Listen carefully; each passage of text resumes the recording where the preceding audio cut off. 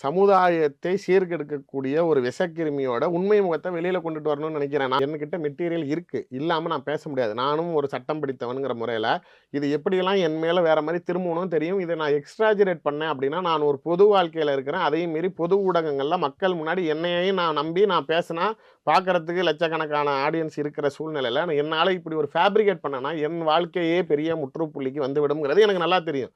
நீங்க அதனால எனக்கு ஒரே ஒரு கேள்வி நான் உங்கட்ட கேட்கறது. இப்படி ஒருவருடைய வாழ்க்கையில உங்க உறவினர்களை பத்தி நான் ஒரு தவறான கருத்த பதிவு பண்றேன்னா, யாராவது அமைதியா இருப்பாங்க?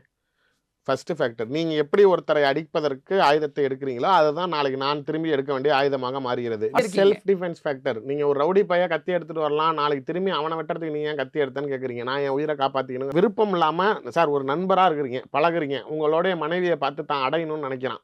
அது அதிகாரத்தை மீறி அவங்கள மிரட்டி, உங்களுக்கு தெரியாமயே அடையறாங்க. இதுதான் எல்லா இடத்துலயும் மெயின் ஃபேக்டர் ஆஃப் ஃபேக்ட்ஸ் எல்லாமே அப்படிதான் இருக்குது. இத மிரட்டி அடைஞ்சதுக்கு அப்புறமேல சில பெண்களை வற்புறுத்தி, கட்டாயப்படுத்தி நாளைக்கு பலாத்காரம் பண்றாங்க அப்படின்னா, அவங்களுக்கு அதிகமா பேசுற ஸ்டேட்மெண்ட்ஸ் அவங்க ஃபோன்லயே எல்லாத்தையும் இவங்க நெனச்சவங்க மேலலாம் கை வைக்க முடியும். நான் நெனச்சா என்ன வேணாலும் செய்ய முடியும். பார்க்குற பொண்ண அடைய முடியும். இந்த படத்துல காட்டுற மாரி அவள போய் கட்டி தூக்கிட்டு வான்னு சொல்லி கூட்டிட்டு வந்து இவங்க பயன்படுத்தி வெளில தூக்கி போடுற அளவுக்கு இவங்க நாளைக்கு ஹேண்ட் இன் க்ளோவா இருந்து எல்லா வேலைகளும் செஞ்சிருக்காங்க. இதுக்கு ஒரு முற்றுப்புள்ளி வைக்கணுமா? நம்ம இவர்கிட்ட இருக்கிற விஷயங்களை வெளியில் கொண்டுட்டு வந்தால், சாவுக்கு மேல ஒரு பெரிய தண்டனை கண்டிப்பாக அனுபவிப்பாருங்கிறது தான் என்னோட நிதர்சனம். சார் இவ்வளோ பண்ணதுக்கெல்லாம் அவன் கண்டிப்பா நாளைக்கு இன்னும் கடவுளால் பெரிய தண்டனைக்கு உள்ளாக்கப்படுவாரு அப்படிங்கிறதுல நான் உண்மையிலே நம்புறேன். அப்படி என் குடும்பத்து நபர்கள் யாரும் பாதிக்கப்படவில்லை. நான் அப்படிப்பட்டவன் இல்லைன்னு சொல்லிட்டு எடுத்து விடுவோம். யார் அசிங்கப்பட போறது? நீயும் உன் குடும்பத்தில் இருக்கவன் தான். நான் கிடையாது. ஓகே. ஓகே. நான் சொல்றதுனால நான் அத ப்ரூவ் பண்றதுக்கு நான் எந்த எல்லைக்கும் போவேன். நீங்க காவல்துறையில அபாண்டமா நீதிமன்றத்துக்கு வாங்க. இப்படி என்னைய பற்றி அபாண்டமாக பொது ஊடகங்கள்ல குற்றச்சாட்டு வைக்கிறாருங்கிறப்ப, நான் நீதிபதி கிட்ட இந்த மாரி எனக்கு ஒரு மெயில்ல வந்துச்சு. இந்த டீட்டெயில், இந்த கன்டென்ட் இந்த பாருங்க. உச்சநீதிமன்ற தீர்ப்பே இருக்குது. நபரோட விஷயத்த வெளியில லீக் பண்றீங்க. நீங்க கேட்கறதுக்கே சொல்றேன். உச்சநீதிமன்றத்திலேயே ஒரு தீர்ப்பு இருக்கு. இந்த மாரி ஒரு பொது ஊடகத்துல இந்த மாரி ஊர்ல இருக்கவங்கலாம் கேலி பண்ணி, இதனால் ஒரு சமூக மாற்றம் ஏற்படும் அப்படின்னா, இத ரிலீஸ் பண்ணா ஒரு சமூக மாற்றம் ஏற்படும்னு இருந்தால், அதை ரிலீஸ் செய்வதில் தவறில்லை அப்படின்னு உச்சநீதிமன்றமே சொல்லியிருக்கு. நீ எனக்கு தேவையில்லாத இது எப்ப நாளைக்கு எனக்கு ஒரு நல்ல இமேஜ் ஆகவும், நாளைக்கு அவன பாதிக்கப்பட வைக்கணும் அப்படின்னா, நான் மெட்டீரியல விட்டான். பரவாயில்லையா சூர்யா சொன்னா எடுத்து வெளில விட்டான்யா. இவன் உண்மையிலே இதுதான் போல அப்படின்னா தான் எனக்கும் மரியாதை. அவனுக்கு நாளைக்கு உடைச்சா தான் நாளைக்கு என் அஜெண்டாவும் நிறைவேச்சுங்கிறப்ப என்னோட அல்டிமேட்டான பாயிண்ட் அது அங்க தான் வந்து நீங்க ஆதாரத்தை வெளியிட்ட பிறகு இப்படியான குற்றங்களை செய்வதற்கு ஒவ்வொரு தனி மனிதனும் கண்டிப்பாக பயப்பட வேண்டும். அந்த பயம் இந்த சமூகத்துக்கே வேண்டும் அப்படிங்கிறத வலியுறுத்தி நிறைய விஷயங்கள் எங்க கூட ஷேர் பண்ணிக்கிட்டீங்க. நன்றி. நன்றி. அன்பார்ந்த மக்களுக்கு வணக்கம். நான் உங்கள் கார்த்திக் பிள்ளை அண்ட் வெல்கம் டு தி கேடி. ஒசூர் நீதிமன்றத்தின் வாசலில் ஒசூரை சேர்ந்த வழக்கறிஞர் ஒருவர் வெட்டி சாய்க்கப்பட்டிருக்கிறார். இறக்கல மக்களே, சீரியஸ் இன்ஜூரியில் இருக்கிறாரு. ஐசி சேர்த்துருக்கிறாங்க. கிட்டத்தட்ட 7 சர்ஜரிஸ் போயிருக்கிறது. இன்னும் உயிருக்கு போராடிட்டு இருக்காரு தகவல் கிடைக்கப்பெறுகிறது மக்களே. இதை வெட்டினதப்போ ஒருத்தர் வீடியோ எடுக்கிறாரு. வீடியோ எடுத்தப்போ அவர் அசால்ட்டாக அதை வெட்டிட்டு போய் சரண்டர் ஆகிறார். அவர் ஏன் சரண்டர் ஆனார் அப்படி டீட்டெயிலாக பார்க்க போகிறோம் இந்த பதிவில். இப்போ இந்த இடத்துல நம்ம ஒரு விஷயம் பார்க்க வேண்டும் மக்களே. இதில் வந்து 2 ஆஸ்பெக்டில் பார்க்கலாம். அதாவது stabbing someone with a knife with a weapon அப்படிங்கிறது தப்பு தான். இல்லை எங்கேயுமே அனந்தகுமார் செய்த செயலுக்கு நாம் வந்து இங்கே சப்பக்கட்டு கட்டக்கூடாது. ஏன்னா கண்ணன் தப்பு பண்ணுறாரு, அவரை போய் அருவாவை எடுத்து போட்டு தள்ள அந்த வெட்டியிருக்காரு, உயிர் போயிட்டுருக்கா அப்படிங்கிறது அனந்தகுமாருக்கும் அவருடைய மனைவிக்கும் நிம்மதியை கொடுக்கலாம். டார்ச்சர் பண்ணவன் போயிட்டான்ப்பா நிம்மதி கொடுக்கலாம். பட் சட்டப்படி பார்த்தா அது தவறு தான். But it is an emotional crime. இந்த இடத்துல அனந்தகுமார் மனைவியை ஏன் கண்ணன் தொடர்பு கொண்டு டார்ச்சர் பண்ணியிருக்காரு அப்படிங்கிற ஒரு கேள்வி எழுகிறது. இல்லை உண்மையாலுமே கண்ணன் தான் விக்டிமா, இல்லை அனந்தகுமாரும் மனைவியும் தான் விக்டிமா அப்படிங்கிற கேள்வி இருக்கிறது. இன்றைக்கு போராடக்கூடிய அத்தனை அட்வொகேட்ஸும் அனந்தகுமார் மாதிரியான கோர்ட் ஸ்டாஃபுடைய மனைவிக்கு எங்கே அதாவது நீதிமன்றத்துக்குள்ளேயே வழக்கறிஞர்களுக்குள்ளேயே எங்கே பாதுகாப்பு இருக்குது அப்படின்னு யாரும் போராடல. பெண்ணியம் பேசக்கூடியவர்கள், ஃபெமினிஸ்ட் சொல்லக்கூடியவர்கள் யாருமே அதை போராட மாட்டேங்கிறாங்க. எல்லோரும் சொல்கிற வார்த்தை கண்ணனுக்காக போராடுறாங்க, அட்வொகேட்டுடைய பாதுகாப்புக்கு போராடுறாங்க. ஒரு வில் செக் இன் ப்ராக்டிக்கல் வே மக்களே. நீதிமன்றத்துக்கு உள்ள வழக்காடிக்கிட்டு இருக்க இந்த சமயத்தில் வழக்காடிட்டு இருக்கிற இடத்துலையோ இப்போ ரீசெண்டாக பார்த்தீங்கன்னா நார்த் இந்தியாவில் நடந்துச்சு ஒரு சம்பவம். நீதிமன்றத்துக்குள்ளே வழக்காடிக்கிட்டு இருக்காரு ஒரு அட்வொகேட்டு, அவரை போய் ஒரு 3 பேர் போய் அடிக்கிறாங்க. நீதிபதி ஸ்டன் ஆகுறார். அவர் கத்துறாரு, ஹோல்டம்ன்றாரு, ஹோல்ட் பண்ண முடியல. இப்படி நடக்கவில்லை இந்த இடத்துல. ஒரு நீதிமன்றத்துக்கு உள்ளே போய் வழக்காடுற ஒரு வழக்கறிஞர் போய் அடிக்கிறாங்க அப்படின்னா நீங்கள் சொல்கிறது எல்லாமே கரெக்டு. வழக்கறிஞர்களுக்கு பாதுகாப்பு தர வேண்டும்ன்ற கரெக்டு தான். ஒவ்வொரு இண்டிவிஜுவல் அட்வொகேட்டுக்கு கன்மேன் வைக்க முடியாது நம்மளால். It is impossible. அப்போது நீதிமன்றத்துக்கு வெளியே வந்து தான் இது நடக்குது அப்படிங்கும் பொழுது எப்படி அட்வொகேட்ஸுக்கு பாதுகாப்பு இல்லை அப்படிங்கிற வார்த்தையை அவங்க முன் வச்சு போராடலாம் அப்படின்னு நமக்கு தெரியல மக்களே. ஸோ இது இந்த போராட்டத்துடைய கோரிக்கை அப்படிங்கிறதே சுத்த ஹம்பக்காக இருக்கிறது. சரியான கோரிக்கையாக நம்ம பார்க்கப்பட முடியவில்லை. எங்கேயுமே கண்ணன் செய்த தவறை பற்றி யாரும் பேச மறுக்கிறார்கள். இதே போல் தான் சைதாப்பேட் நீதிமன்றத்தில் அந்த அட்வொகேட்டோடைய அசோசியேஷன் ஒரு நபர் கொல்லப்பட்ட போது எல்லாருமே போராடினாங்க. விசாரித்து பார்க்குறப்ப தெரியுது அந்த நபருக்கும் வேறு ஒரு பெண்ணிற்கும் நார்த் சென்னையில் ஒரு பிரச்சனை வந்தது. அந்த பெண்ணுக்கும் இவருக்கும் ஏதோ ஒரு சிக்கல் இருந்துச்சு. அது ஒரு பெண் சமாச்சாரமான விஷயம் அப்படின்னு சொன்னாங்க. அதற்காக அவர் கொல்லப்பட்டாருன்னு சொன்னாங்க. அதற்கு நீதிமன்றத்தில் உள்ள வழக்கறிஞர்கள்லாம் ஸ்ட்ரைக் பண்ணாங்க. யாருமே போய் ஹியரிங் அட்டன் பண்ண மாட்டேன்னு சொல்லிட்டாங்கன்றது நம்ம பார்த்துருப்போம். ஸோ இந்த மாதிரி ஒரு பர்சனல் வெஞ்சன்ஸுக்காக நடக்கக்கூடிய கொலைகள் இருக்குதுனால் அதற்கும் சட்டம் ஒழுங்கு பாதுகாப்பிற்கும் என்ன சம்பந்தம் இருக்க முடியும் அப்படிங்கிற கேள்வி இருக்குது. ஒரு ஆர்கனைஸ்டு கிரைம் அவங்க பண்ணுறாங்க, ஒருத்தவங்க அதை போலீஸ் பார்க்கல, ஒரு நீதிமன்றத்துக்குள்ளேயே இறங்கி வெட்டுறாங்க, போலீஸ் பைபாஸ் பண்ண விட்டாங்க, ட்ரெஸ்பாஸ் பண்ண விட்டாங்க அப்படின்னா நீங்கள் சொல்வது அனைத்தும் ஏற்றுக்கூடிய விஷயம். ஒரு நீதிமன்றத்துக்கு வெளியே இது நடக்குது. அப்போ இந்த இடத்துல நீதிமன்றத்தில் அட்வொகேட்ஸுக்கு பாதுகாப்பு இல்லை அப்படின்னு போராடுவதற்கான என்ன முகாந்திரம் இருக்குது, என்ன கிரவுண்ட்ஸ் இருக்குது அப்படிங்கிறதையும் நமக்கு முன்னெடுத்து வைக்கிறோம் மக்களே. இங்கே அனந்தகுமார் மற்றும் அவங்க மனைவியும் ஒரு விக்டிம் தான். இந்த தலையில் கருவாவெடுத்து இந்த மாதிரி அடிக்காமல் இருப்பதற்கு முன்பு வரை நீங்கள் பாருங்கள், இந்த சம்பவம் நடப்பதற்கான மோட்டிவ் என்ன, யார் மோட்டிவாக இருந்திருக்கான்றதை பாருங்கள். அப்போது அனந்தகுமாரும் அவருடைய மனைவி காதலித்து திருமணம் செய்த மனைவி லவ் பண்ணி கல்யாணம் பண்ணுறப்போ படிக்காமல் இருந்துக்கிறாங்க, 12th முடிச்சிருக்கிறாங்க. அப்புறமா உட்காந்து ஒரு வக்கீல் படிக்க வச்சுருக்காரு. அவரை பாட்ட வேண்டிய விஷயம் படிக்க வச்சு ப்ராக்டிஸ் பண்ணுறதுக்காக அதே ஒசூர் நீதிமன்றத்தில் என்ரோல் பண்ணிருக்கிறாங்க. அவங்க ப்ராக்டிஸும் பண்ணுறாங்க ஜூனியர் அட்வொகேட்டாக. அப்போ அவங்க நிலைமை, அவங்களுக்கு பாதுகாப்பு, அவங்க கற்புக்கு பாதுகாப்பு, ஒரு பெண்ணுக்கு பாதுகாப்பு. நீங்கள் அட்வொகேட்னு தூக்கி ஓரம் வச்சுருங்க, பெண்ணுக்கு பாதுகாப்பு. பெண்ணியம் பேசக்கூடியவர்கள், ஃபெமினிஸ்ட்டு எங்கே போனாங்கன்னு தெரில. அதாவது சக அட்வொகேட்ஸை தோழர் இவங்க, பிரதர் இவங்க சிஸ்டர் நம்பி தான் அவங்க என்ரோல் பண்ணுறாங்க. ஏன்னா ஜென்ரலியும் பார்த்திங்கன்னா மக்களே, உங்களுக்கு அட்வொகேட்ஸ் பிஸ்னஸாக இருக்கட்டும், அட்வொகேட்ஸ் தொழிலாக ப்ரொஃபஷனாக இருக்கட்டும், போலீஸ் ப்ரொஃபஷனாக இருக்கட்டும், இங்கே எல்லாத்துலேயுமே பார்த்திங்கன்னா நிறைய மேல் இருப்பாங்க. இதுக்கு நடுவில் ஃபீமேலும் அவங்களும் ஒர்க் பண்ணுறாங்க, விமனும் ஒர்க் பண்ணுறாங்கனால் சக ஊழியர்கள் கலீக்ஸ்லாம் நமக்கு பிரதர்ஸாக இருப்பாங்க, பாதுகாப்பாக நினச்சா பண்ணுறாங்க.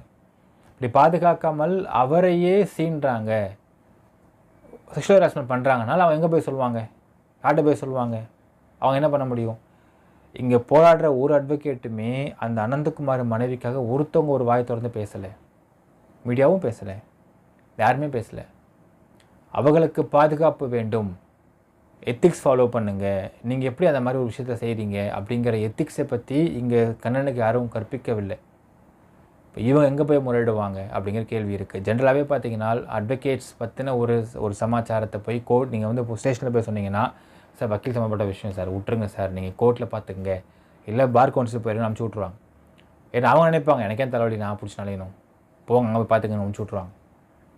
எங்கே போய் முறையிடுவாங்க இவங்கெல்லாம் அப்படின்னு கேள்வி இருக்கிறது மக்களே. இன்றைக்கு அட்வொகேட்ஸ் போடக்கூடிய அட்வொகேட்ஸுக்கு பாதுகாப்பு தேவைன்னு போராடுறாங்க. இதில் பாதுகாப்பு தேவை அப்படிங்கிறது அதாவது கண்ணனுக்கு கிடையாது, அனந்தகுமாரின் மனைவிக்கு. அனந்தகுமாரும் ஒரு கோர்ட் ஸ்டாஃப், குமாஸ்தாவாக இருக்கார், அவரும் கோர்ட் சம்மந்தப்பட்ட நபர் தான். இன்றைக்கு அவருக்கு வேலை போயிடும், ரிமாண்ட் பண்ணிட்டாங்க, அடுத்து கன்விஷனில் தான் வேலை போகும். இப்போ அவர் சஸ்பெண்ட் பண்ணி வச்சுருப்பாங்க. இப்போ ரிமாண்டை முடித்து பெயிலில் வந்ததுக்கப்புறம் வேலையை கண்டினியூ பண்ணுவார், எல்லாமே இருக்கலாம். ஆனால் அவரும் ஒரு கோர்ட் ஸ்டாஃப். இன்றைக்கு அட்வொகேட்ஸுக்கு பாதுகாப்பு வேணும் போராடக்கூடியவர்கள்லாம் என்ன உண்மையாக போராடணும்னு பார்த்தீங்கன்னா, கண்ணன் உயிருக்கு கிடையாது, அனந்தகுமார் மனைவிக்கு தான் போராட வேண்டும். அட்வொகேட்ஸ் ஒரு எத்திக்ஸ் ஃபாலோ பண்ணுங்கள், ஒரு கோட் ஆஃப் கண்டக்ட் ஃபாலோ பண்ணுங்கள். சக கலீக்ஸ் பெண்ணாக இருந்தால் அவளை மதிங்க, ஏன் நீங்கள் கண்ணோட்டத்தில் பார்க்குறீங்க அப்படிங்கிறது அவங்களுக்கு கூற வேண்டும். இப்போது இது ட்ரையாங்கிள் லவ், ஒரு பர்சனல் இஷ்யூ, ரிலேஷன்ஷிப்ஸ்லாம் வேறு விஷயம் மக்களே. இதனை ரிலேஷன்ஷிப் இஷ்யூவாக இதுவும் இன்னும் வெளியிடவில்லை. சீண்டல்னு சொல்கிறாங்க. அதனால தான் வந்து அவங்க போலீஸ் ஸ்டேஷன் போயிருக்கிறாங்க அனந்தகுமாரும் அவங்க மனைவியும். அப்போது இது எங்கே போய் சொல்லுவாங்க அப்படிங்கிற கேள்வி இருக்கிறது மக்களே. இன்றைக்கு அனந்தகுமாருக்கும் அவர் மனைவிக்கும் குரல் கொடுக்க யாருமே இல்லை. எல்லாருமே அவரை வந்து அக்யூஸ்டாக மட்டும்தான் பார்க்குறாங்க. கண்ணனை மட்டுமே விக்டிமாக பார்க்குறாங்க. இதில் வந்து நிஜமான விக்டிம் அப்படிங்கிறவங்க அனந்தகுமாரும் அவங்க மனைவியும் தான். எமோஷ்னல் க்ரைம் பண்ணியிருக்கிறாங்க. அது சட்டப்படி குற்றம், யாருமே அதை மறுக்கலை. இப்படி வெட்டினது தப்பு தான், எல்லாரும் வெட்டிட்டு என்ன பண்ண முடியும் அடுத்த கேள்வி இருக்கும். பட் இவங்களுக்கு என்ன பாதுகாப்பு என்ன அப்படிங்கிற அடுத்த கேள்வியை இன்று அட்வொகேட்ஸ் உறுதிப்படுத்துவார்களா? கேள்வி முன்வைப்பு என்ன கமெண்ட் மென்ஷன் பண்ணுங்கள். நன்றி, வணக்கம். Good evening, everyone. We welcome you to the International Fab Talks. As usual, we are happy to connect with several people across various states in India and across the world as well. Today, we have a lovely guest joining us all the way from a lovely place called as Naduvai Kurchi, which is located very close to Tirunelveli, Tamil Nadu, India. He's a vibrant person filled with lots of zeal and enthusiasm. When you begin to talk to him, you really feel that this person is a person you should be around with. He has lots of life, lots of energy and positivity around him. These positive vibes have made him famous among his circles. People love to have him around and share time with him and grow along with him on the personal and professional front. Join us, friends, to welcome our celebrity and guest. He's here with us today. He is none other than Prem Sagar, lovingly called as Prem Sagar, but he's called as Naduvai V. Prem Sagar. Let's get to know more about his journey into what he is into and how is he contributing from his side to the society. Join us now. Hello, sir, and welcome to the session. Vanakkam, sir. Thank you very much for being here with us. Vanakkam to each and everyone. Yeah. Rambo Nandri, sir. Thank you for being here with us today. Thank you so much. I go ahead and share your profile. Now, let me take you into sir's profile. He is none other than Naduvai V. Prem Sagar, or they lovingly call him as Prem Sagar. He's the founder of CHO TV, that is Center for Hindu Oneness. It's an upcoming Tamil news satellite television channel. He's also the state president of Tamil Nadu, connected to the Akhil Bharatiya Brahman Mahasangh, president of Akhila Bharatiya Sanatana Piravai. And apart from that, he is also the co-founder of Center for Children and Women Wellness. So here's a lovely person contributing in a beautiful way to the society. Let's get to know more about his journey.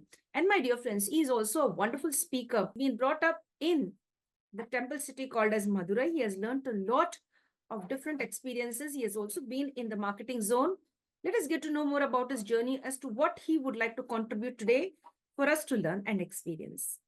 Sir, I shared something from my end. People would love to know who is the real Prem Sagar. Over to you. I'm very thankful to this opportunity. It's a great pleasure to me meeting people and the Center for Children and Women Wellness. As a media person, as a father, as a husband, as a brother of 3 sisters, as a son of a mother, I must stand against the child abuse and women abuse. That is by and large is happening in and around us, but majority we are not concerning about that. If anything happens to our near and dear, we are just keep quiet. We don't stand against, we don't complain, we don't come forward and fight. That is the reason the culprits, they are getting away and they are continuously doing this abuse to the small children and the helpless women. So I wanted to have a forum to not only fight against that, make the culprit to be accountable and get the punishment right, and royally they should be punished.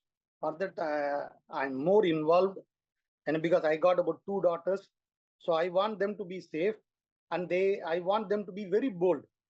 When a father does something, normally that the children also, they will be equipped in that way, so they will be bold enough to tackle the problems in the society.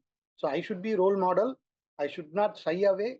So I wanted to be in front to my daughters as an example that they should care the other people apart from their personal growth. So that is what that I want to do. This is a small narration. The best thing is I see a proud father here and how he wants to empower his daughters in the right way. You know, that's what the perpetrators or abusers should not go scot-free. They should be given a good punishment, a royal punishment, you say, or how you said that. very powerfully. They should be brought to book. They should be made accountable for their mistakes. And you want to protect the little children and as well as the women who are weak or maybe innocent or vulnerable. That's really nice. I really like that. My dream is not an ordinary dream. My journey is not an ordinary journey. My efforts are not an ordinary thing. But when it has been spread across through like this forum, I'm sure that many people will aspire, many people will never feel that they are left out. They will not feel that they are losing, because every day that we can rejuvenate ourselves and we can move forward to our goal. There is no final defeat until we stop trying it. This comes in Solomon. So I believe this quote always. Superb, superb. There's no final defeat until you stop trying. I really like this. It's a very beautiful one. You shared that very well. And people should be talkative. They should talk with the right kind of people, the right kind of topics. And you're talking all good things connected with the society as well. You would love to improve the society in the right way. That's really nice. I agree with you on this. I really agree with you on what you just shared. That's really nice. Now, first thing I'd like to ask you, with regard to you being the co-founder of Center for Children and Women Wellness, when, as you said, like you are very close to your daughters, you want to see your daughters very strong and empower them and see that to their safety, not only your own children and daughters, I mean your family members, even others as well. So like, what is all this about and how do you help the little children and women in this organization? First, we have to give them the awareness. The awareness is more important. Nowadays, we cannot rely on anybody. Most of the cases we have been, those victims are being abused by near and dear or very close people. The only thing that why it has been continuing is the affected people, they will not come out because they will be get exposed, they will be into a trouble in the family and all. That is the reason that people are not coming out. But we should empower them by mind. Because if you are not coming out and complaining about them or not taking the initiative, that culprit will continue the thing with many people. So we are helping him, or we are really making other people to suffer by not disclosing our problems. So first I wanted to make an awareness. Since I am into media, so I will have a little edge extra to promote those things. So the awareness is more important, making their minds very strong. They should come forward. The third thing, that the legal support I want to give to them. Because people will expose, people will promote, but they will leave the victim and the victim will be always isolated. So that I don't want to happen. So I will take the entire responsibility. I will stood behind them, and for them that to make them to be perfect or empower in their personal life after the I want to support them. That is the reason that my channel will be spending all its effort. Because without supporting, nobody will come forward. So we should make a society where that we are there for them. I am not believing the government. This government, whoever maybe sits in the power, they are not going to be care the common people. Their need is only to politicize things. They work for only their political mileage. They are not working for common people. In spite of that, only they are doing good to the citizens of this country. I am appreciating that. I am not blaming them also. We should take the initiative. We should come forward. We should become a community and fight the odds. That's the thing. Excellent, excellent. I really like the way you put that with regard to women and children, how we would like to change their lives, how we would like the abusers to be brought out and shamed and punished. And you said if you are very silent, they will repeat the cycle again and again. They'll repeat the abuse with you and with others as well. So it's good to stand up and speak, and you're going to help them to speak out. And I also like this, the way you shared, like even after everything is done, like, I like to give them the legal support and see that their personal lives are in place once everything is settled. I'd like to stand with them till the very last. See that nobody should dare to think abuse a small children or a woman or a lady. Yes, yes, I get that. I understand that, sir. I understand that. So you're very passionate with regard to saving little children and the vulnerable women. That's really nice. Now, friends, I would like all of you to be aware about how you deal with others. No matter which gender you are, you have to be really very conscious when you come in contact with the other gender to take care and respect their boundaries. And it is in the hands of the parents to bring up their children in the right way, to give them the right kind of education, the right kind of awareness as how to treat one another. And especially little children, please do not lay your hands on little children and abuse them. That is the biggest crime ever in the world. Like, disturbing little children and sexually abusing them, or in any way you try to abuse children, it's not the right thing to do. Now, sir, thank you so much for sharing that. I really appreciate the way you're sharing that with lots of passion. And we hope that everything falls in place and we have no abusers and all of them join together to make a beautiful society and build a beautiful community. That's great.